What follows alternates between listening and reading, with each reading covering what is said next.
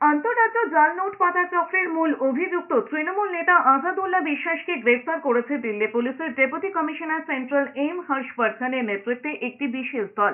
জাতীয় তদন্ত সংস্থা এনআইএ, নার্কোটিক্স কন্ট্রোল ব্যুরো এবং কেন্দ্রীয় এজেন্সি ইডির খাতায় আজাদুল্লাহ বিশ্বাসের নামে অন্তত 50টি মামলা নথিভুক্ত রয়েছে বলে দাবি দিল্লি পুলিশের। জানা গেছে, চলতি বছরের 18 অগস্ট মালদার কালিয়াচকে মোজমপুরে একটি সংঘর্ষের ঘটনা ঘটে। ওই ঘটনায় পুলিশের সামনে অকিদুল শেখ নামে স্থানীয় এক যুবক খুন হন। সেই সংঘর্ষ ও খুনের ঘটনায় মূল অভিযুক্ত আসাদুল্লাহ বিশ্বাস গ্রেফতারি এড়াতে দিল্লিতে গিয়ে আত্মগোপন করেছিলেন। ওই খুনের ঘটনায় ইতিমধ্যে আসাদুল্লাহ ছেলে সরফরাজ বিশ্বাস সহ মোট 8 জনকে গ্রেফতার করেছে কালিয়াচক থানার পুলিশ।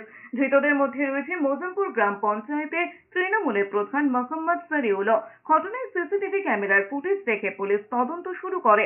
সেই এফআইআর এর মূল অভিযুক্ত হিসেবেই নাম রয়েছে তৃণমূল নেতা আসাদুল্লাহ বিশ্বাসেরও। ফলত তাকে পুলিশ খুঁজছিলই। এবার দিল্লি থেকে গ্রেফতার আসাদুল্লাহ বিশ্বাস। আমরা ডিটেক্ট করেছি, তারপরে আমরা দিল্লি পুলিশকে অ্যাসিস্ট করার জন্য বলেছি। তারপরে দিল্লি পুলিশ অ্যারেস্ট করে ডিটেইন করেছে ওখানে। তারপরে এখান থেকে টিম গেছে আর ওখানে কোর্টে পেশ করে এখন ট্রানজিট রিমান্ডে নিয়েছি।